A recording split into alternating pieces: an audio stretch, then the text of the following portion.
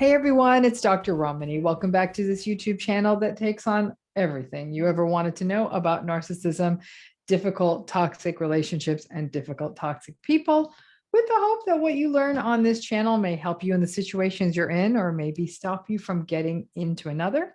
If you are new to this channel, please hit subscribe. Join this wonderful community of folks who are getting smarter about these issues all the time. And if you do end up liking this video, give me that thumbs up because a little bit of validation goes a long way for me. So I'm going to answer a question that we often have never taken on. It's a bit of a reversal, but I think a lot of you are going to resonate with this one. We talk about love bombing a lot, but what if you love bombed the narcissist? You're thinking, what? They're supposed to love bomb us. Did I love bomb them? You might have. And if you did, or you think you did, this is going to be a video that's very interesting to you. So again, we think of love bombing as solely being the narcissistic person's territory, but it's not. Anyone can do it. So I guess I'm going to put that out there right from the jump. Drop it in the chat. Do any of you think that you're actually the one who love bombed the narcissist? Now, this video idea actually came in as a suggestion from a viewer. It's actually a phenomenon I have often observed, but I've rarely talked about. So thank you to you who gave the suggestion. You know who you are. I really thought about it a lot. Now, some of you did actually love bomb the narcissistic person, or you may be at risk for love bombing a narcissist. And you may be wondering, what was I doing? What was I thinking? Or unfortunately, some of you may even feel shame about it. Please don't.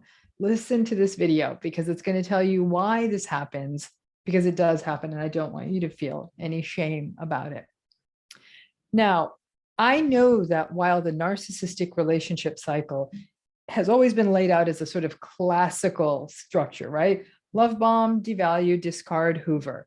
But it's not always that linear or crystal clear.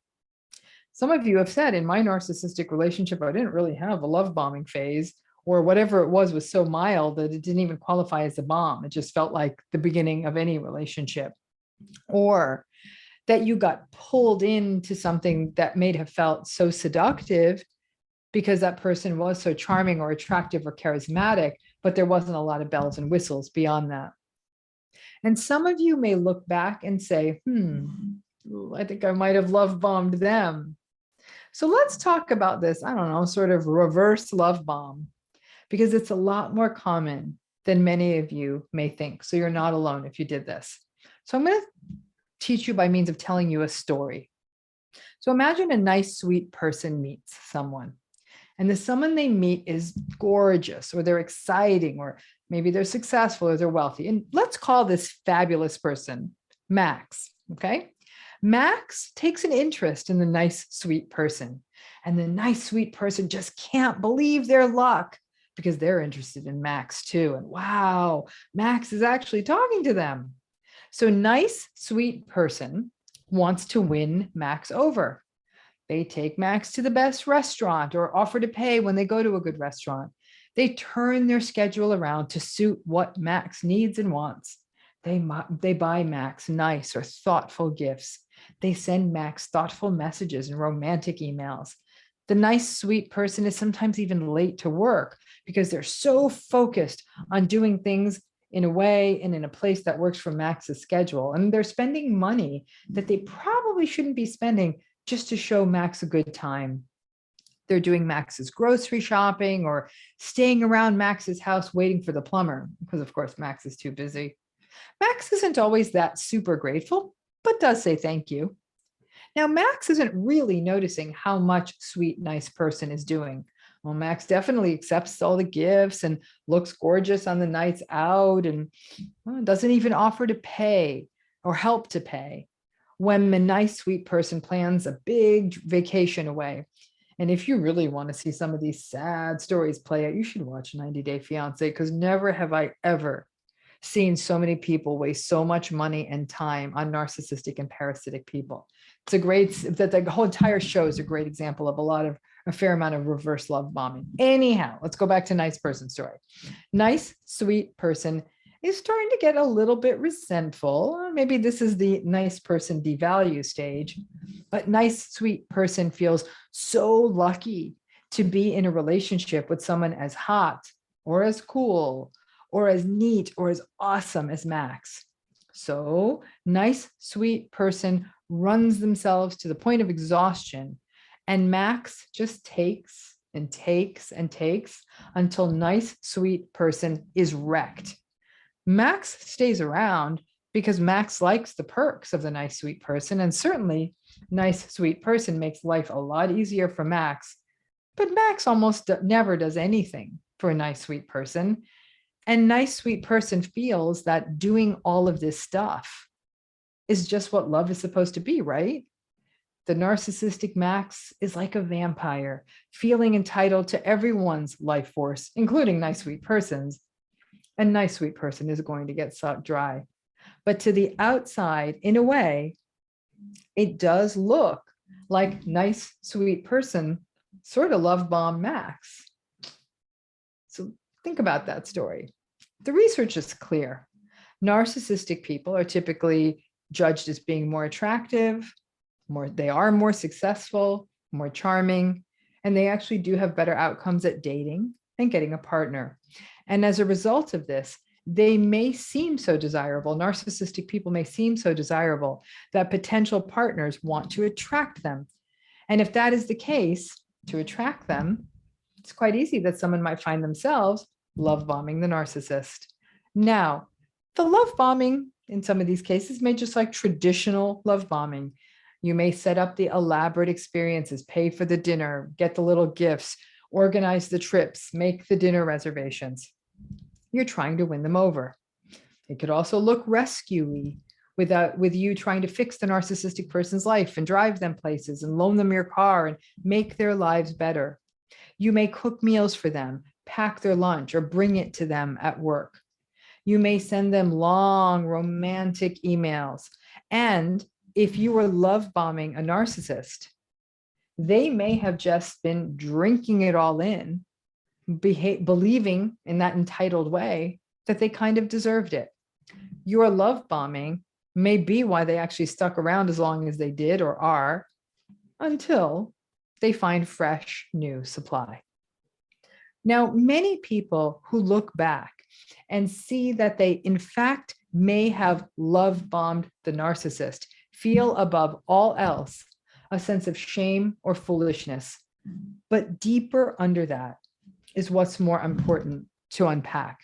It's that sense of devaluation, that belief that you need to do all that hoop jumping to get or win over that other person that seems so compelling to you.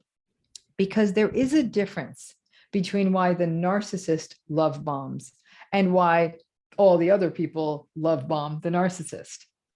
The narcissist love bombs to trap someone sort of under glass, to quickly close the deal, to obscure the red flags, to maintain their grandiosity and create that fantastical big love story that they need, and obviously to get supply.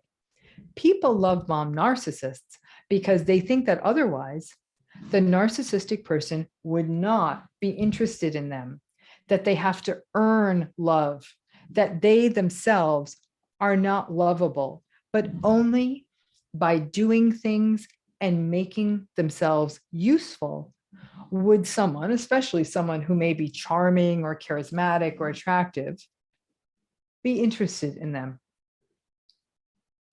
Someone could argue that insecurity cuts across both forms of love bombing, and that I think is a very valid argument. The narcissist obviously is at their core very insecure, so everything they do is about insecurity. The person love bombing the narcissist is insecure about being loved for themselves, and so they do it because they don't believe they'd be loved for just themselves. But the bottom line is all love bombing is about insecurity. But the shame and regret and trying so hard to get someone who ultimately did cause you so much pain and abuse is a bitter pill to swallow. There's an injury to that, a self-blame about the abuse that you endured, which is something we witness in trauma survivors as well. Many people who love bombed the narcissist may have had childhoods where they were not seen or valued or heard and felt that they had to earn their parents' love. So earning love becomes a model for relationships. And against the coldness and the entitlement of the narcissist, you can see people replaying those cycles of trying to earn love from people, all people, not just partners. But these are people who just don't have that love to give. I am here to humanize what you did, that love bombing. And as a reverse love bomber myself from way back in the day, I get it.